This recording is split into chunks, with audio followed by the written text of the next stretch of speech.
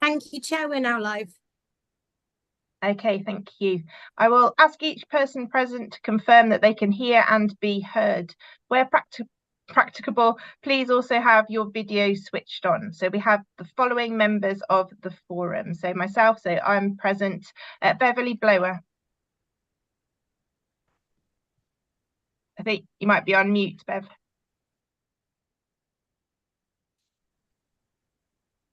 Sorry, good morning. Good morning. Dan Breary.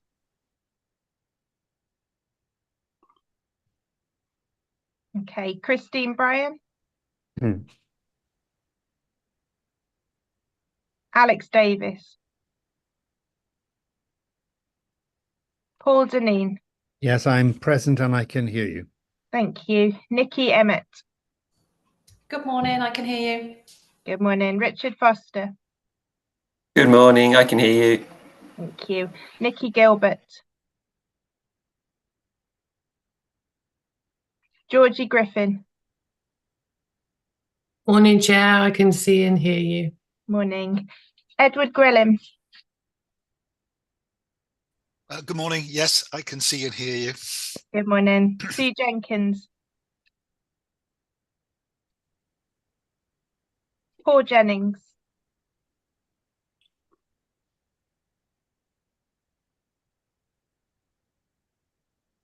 I can see you, Paul.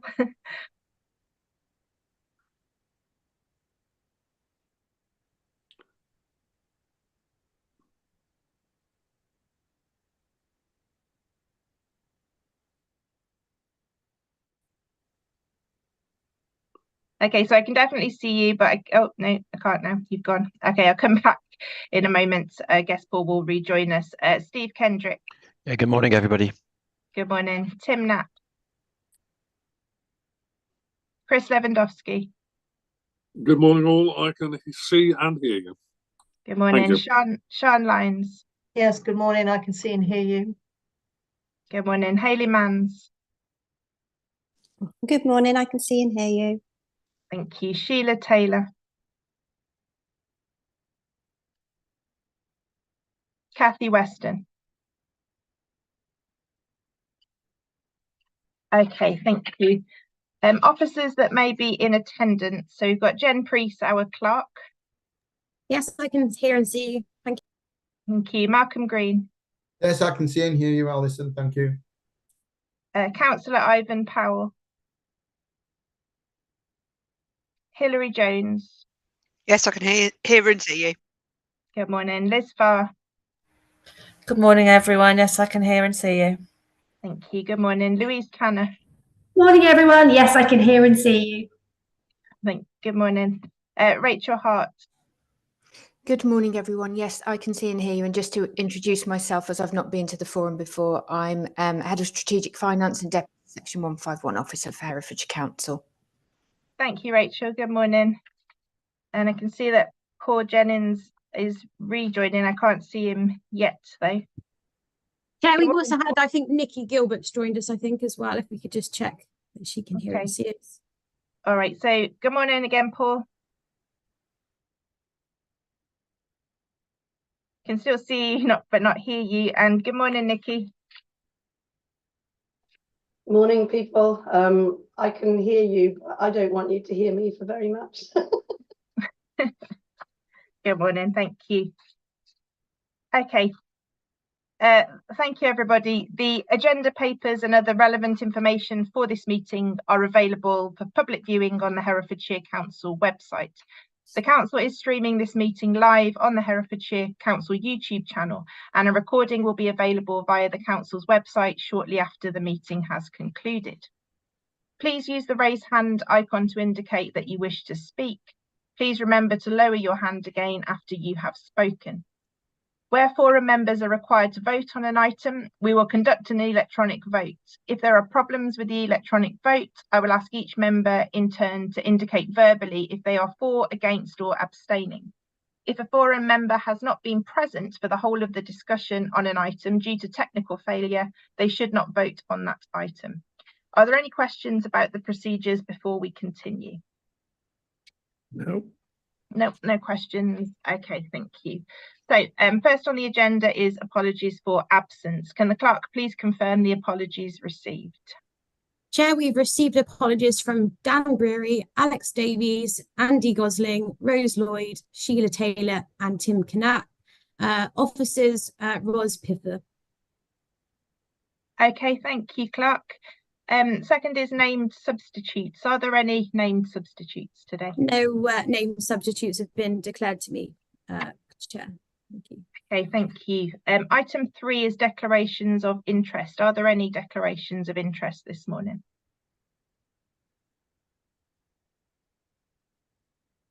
No. Okay, thank you.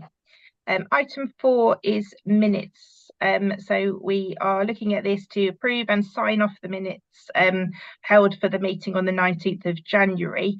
So I'd like to invite Malcolm Green to update on the actions from the previous minutes, please.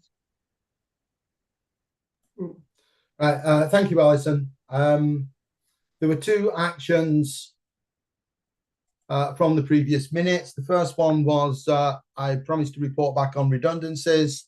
I have no information for academies, but for local authority schools, one school has resolved its budget problems with a voluntary redundancy.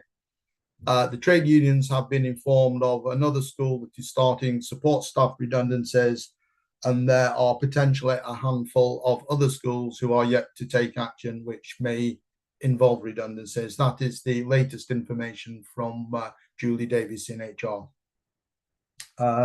The other matter arising was a letter to the DFE following the previous schools forum, and the letter has been drafted and is with Councillor Powell for signature.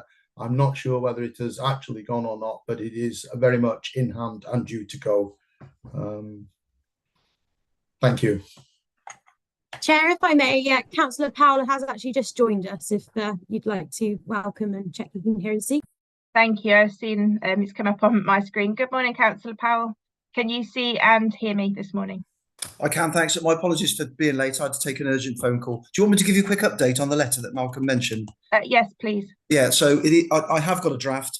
It's not gone yet. It'll go later today. What I wanted to do was you'll be aware of the position with regard to children's services in Herefordshire, and you may or may not be aware, but we know that we need to do some work to improve the early help system. And what I wanted to do was to include some in there so that when it goes off to minister, wherever it's going to land, I can draw some parallels between the significant contribution that early year setting schools and post 16 do make to the early help offer, and the fact that it is financially limited is not helpful when we're currently in. So that's the reason it's not quite gone yet. Okay, thank you for the update. Are there any matters arising that are not dealt with elsewhere on the agenda? No? Okay. So can the clerk please bring up the voting screen? If you were not present at the last meeting, you should select the abstention option at the vote.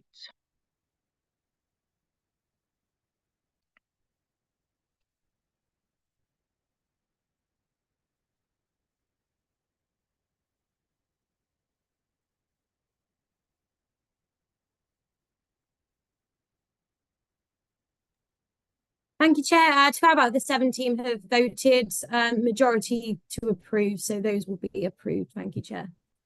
Okay, thank you.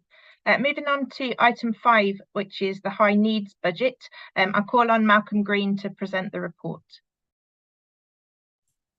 Thank you, Chair. The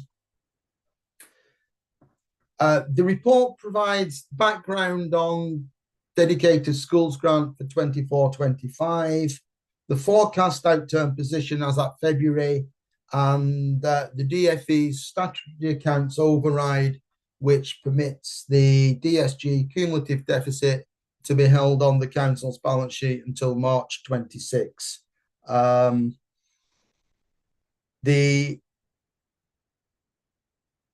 DSG deficit if the statutory override is not renewed, will become the responsibility of the council. And this is in common with many local authorities, many of whom have significantly larger deficits than we do.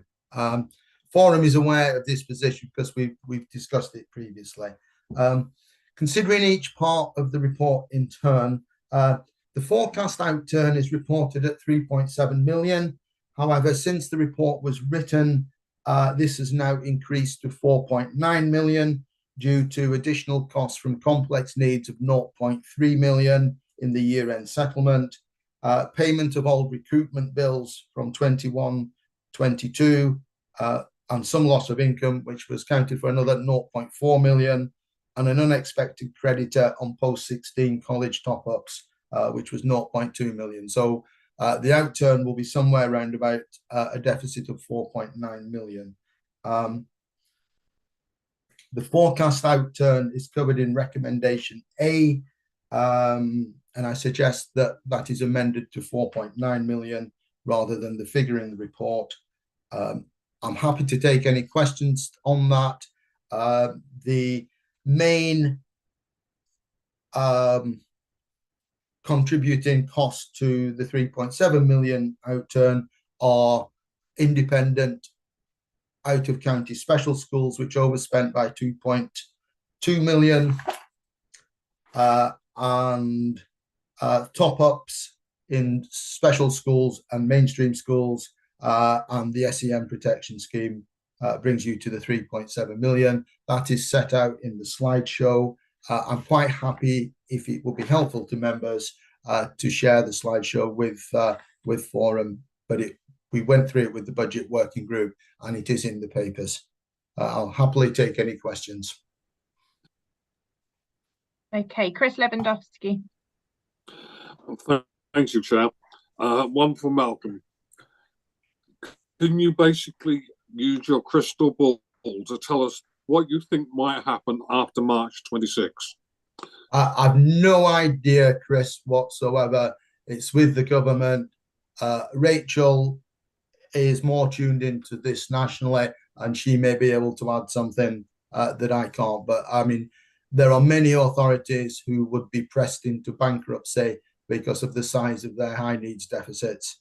And they far outstrip what Herefordshire's is. So it's a crystal ball, I'm afraid, Chris. Right, thank you. Okay, thank you. Has Rachel anything to add?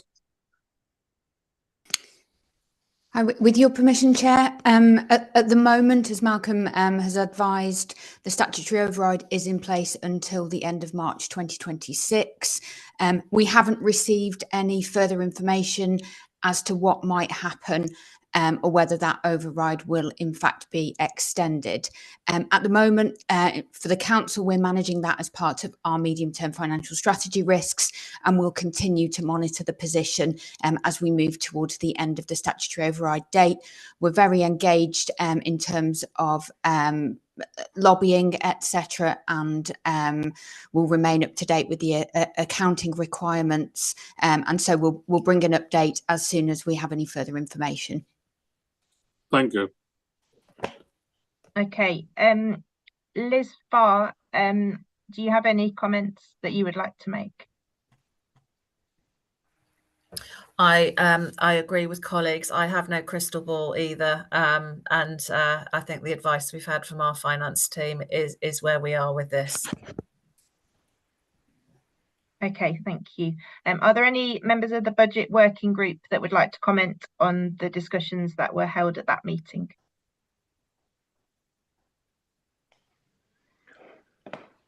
Okay, or any further comments or questions that anybody would like to make?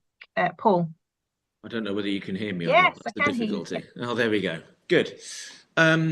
No, just to say that, there was a long conversation at Budget Working Group relating to this and looking at whether or not to continue to support the SEN top-up, and it was agreed that actually as a proportion of the overspend, it's relatively small, and the impact that it makes to children and young people across the authority is huge. Therefore, the Budget Working Group decided to continue to support this in light of the overspend.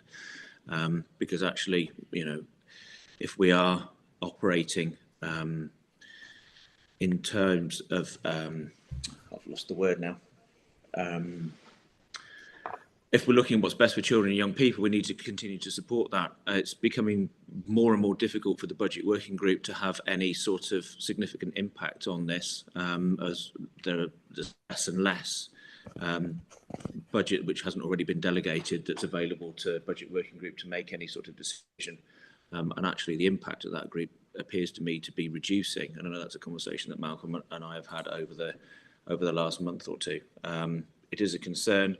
We're very aware of it, but we will continue to do our best as a budget working group to do what is best for the children and young people, to support them, to give them the best possible chances that we can as we move forward into the future, wherever that may lead.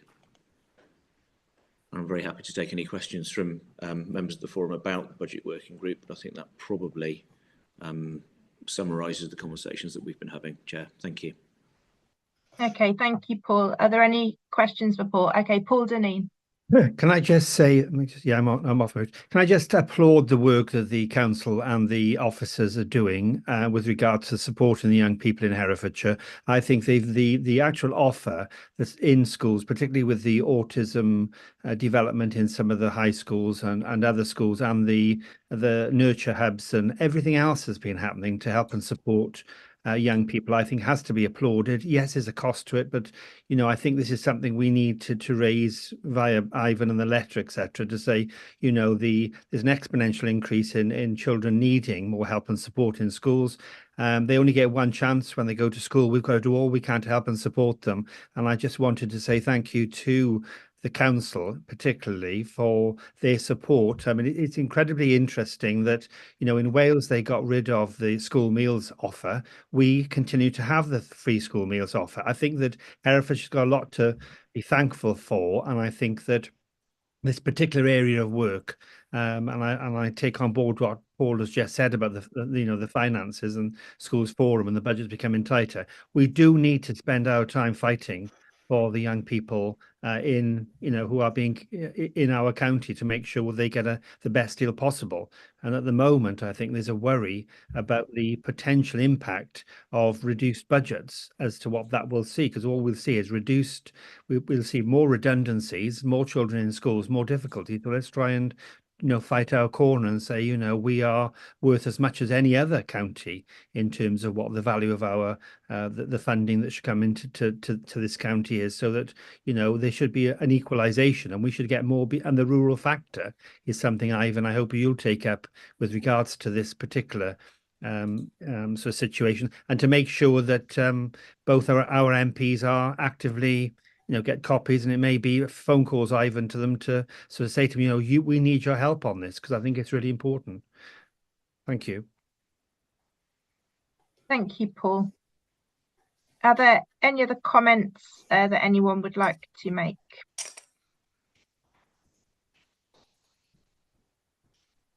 Okay, thank you, everyone.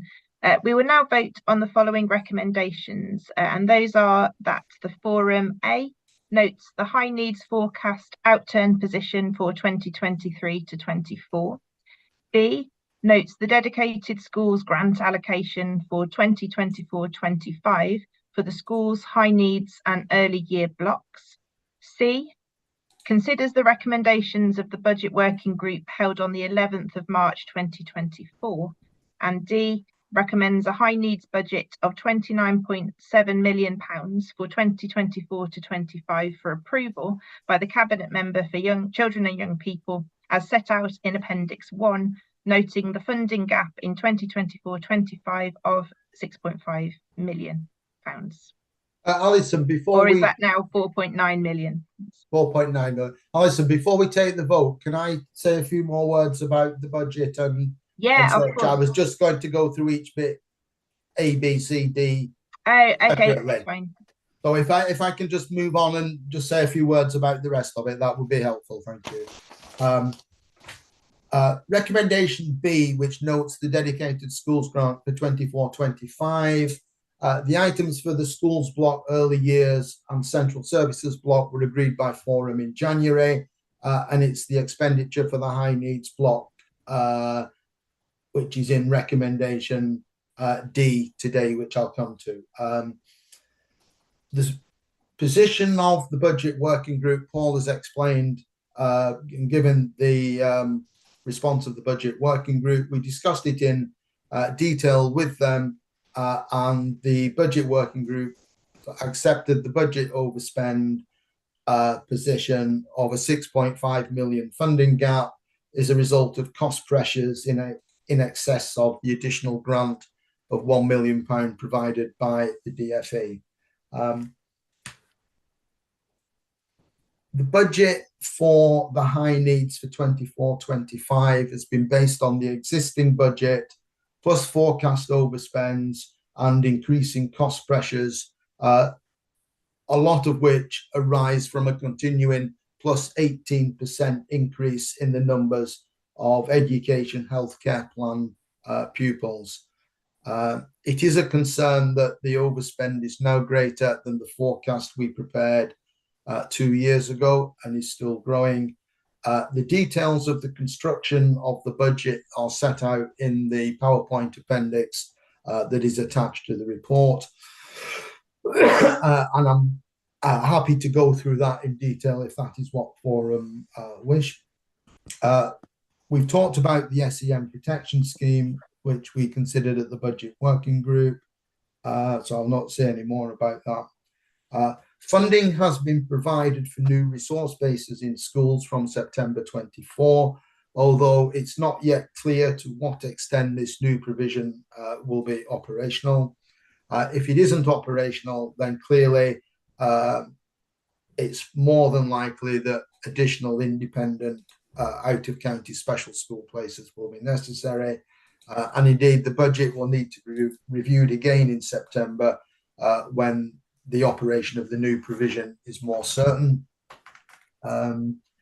We seem to be very much now at the limit of what can be achieved with school resource bases, and new capital for additional places in the county is required in order to make any headway on the increase in the independent out-of-county places. I'm happy to take any questions, but the budget, the overspend in the budget, the 6.5 million, largely follows on from the overspend that we reported earlier, and the significant parts of it are an ever increasing out-of-county budget spend, increasing top-ups for mainstream schools and special schools based on the rise in EHCP plans. The post-16 budget is now starting to overspend due to those children moving from secondary age into post-16, and the SEM protection scheme we have discussed in that any cuts to that are likely to be counterproductive. It's a really difficult budget position to be in, but it's driven solely by increasing demand and such a poor settlement from DFE that doesn't reflect the actual increase in numbers. Herefordshire is in exactly the same position as many other local authorities across the country. I'll stop at that point and take any questions unless anybody else wants to pass any comments to forum. Thank you. Okay, Steve Kendrick. It might be more one for Liz than Malcolm, but I think Malcolm, you said there was an 18 in EHC plans. Is that correct? Did I hear right? Yeah, the numbers we've got in 23-24 compared to 22-23 has gone up by 18%. So how does that compare nationally with other local authorities? Is there any benchmarking? Is Herefordshire seeing a substantial? We've under the national picture went up last year as well. Just to be clear, Steve, that 18% includes those with EHCP plans and those who we pay top-ups for without EHC plans. So it's the number of top-ups that we're paying, which drives the cost. So is there any comparison with either our local statistical neighbours or national in terms of those figures? Are we seeing a greater rise in terms of children? Liz, I thought that'd be for you. Yeah, I can come in on that. So we're seeing a similar increase to our neighbours, to our national partners. Our numbers generally are smaller still, but the rate of increase mirrors that of similar local authorities, and so on. So Liz, is that also things like increase in autism and speech and language? Is that the national picture? Is it the same replicated? Yeah, particularly ASD. Locally, particularly, we're seeing increases across all age ranges, Steve, but it's particularly marked in the early years, as you'll be aware. Yeah. Okay, thank you. Paul. Thank you, Chair. I'm speaking more as a secondary head now rather than a member of the budget working group. But for those colleagues who don't work in schools day to day, I think it's just worth noting that I was speaking to another secondary head earlier this week whose SEN is, proportion of SEN is looking at being close to 30% in September, and looking at our own, we're increasing up to we're expecting to be 27, 28%, somewhere around about there, of our students will have SEN for September. So I think it's worth noting that the work that's being done in schools is significant, and the inclusivity of our schools is quite incredible, actually. But this is a growing issue, and it's something that we're aware of, and we're also very grateful for the support that we do get. But I just thought it was worth pointing out the kind of numbers that we're looking at, particularly for those colleagues who are not possibly in school day in, day out. Thank you, Chair. Thank you, Paul. Liz? Just to update Forum, if I may as well, Alison, we continue to work at pace with our sufficiency work to increase the number of specialist places in Herefordshire. School colleagues will be aware that we've recently gone out to expressions of interest in terms of looking at our resource-based model across the county. And we continue to have talks with our property colleagues to see how we can continue to expand provision. We also have notification from the department that they are reconsidering failed free school, special school bids. So this is a couple of rounds ago, and we did make a bid at that point. And the department, rather than encouraging new bids, are looking at those that were unsuccessful last time for a further round of investment. So Herefordshire has its hat in the ring, and we await outcome for that. I'm led to believe it could be around May that we will hear something, although traditionally it often comes a little later than one expects. Thank you. Going back to Malcolm's comments on the aspects for the vote, are there any more questions relating to those, or comments that anyone would like to raise?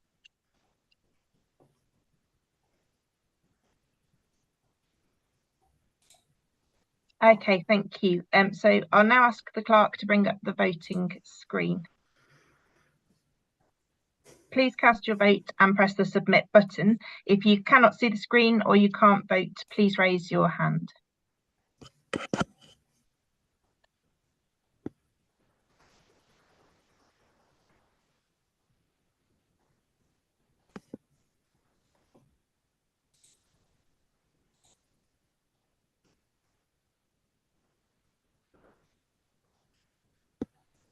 Chair, not everyone has voted, but we do have a majority and those recommendations have passed.